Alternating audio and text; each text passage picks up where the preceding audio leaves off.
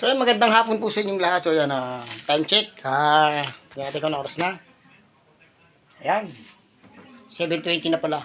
So yan, magluluto tayo ng pang-ulam. Ayan yung ating ulam.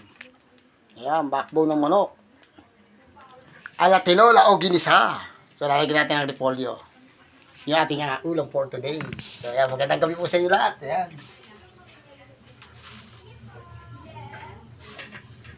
Luluto tayo ng pang-ulam. So, tinimpla ko na to. So, pasensya na kayo. Medyo hindi ko na naipakita yung pagigisa ng ating ng ating luya at sibuyas. Ilalagay natin ito ating pinaka-repolyo. Thank you.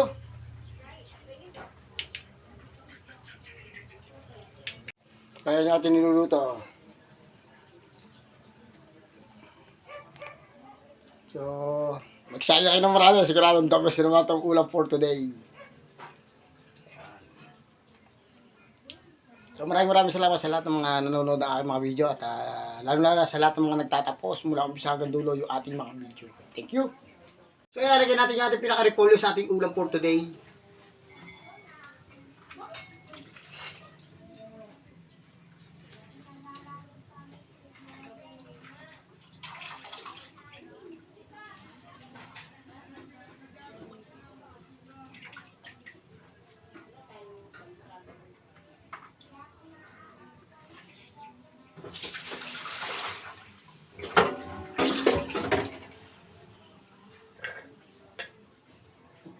Haluin lang natin.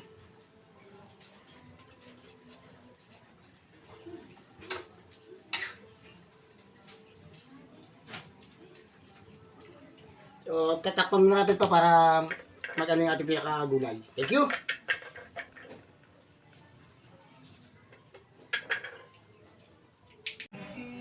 So, yan, tikman natin mga kalis, mga hindi mga kambalihos, yung ating ulam for today.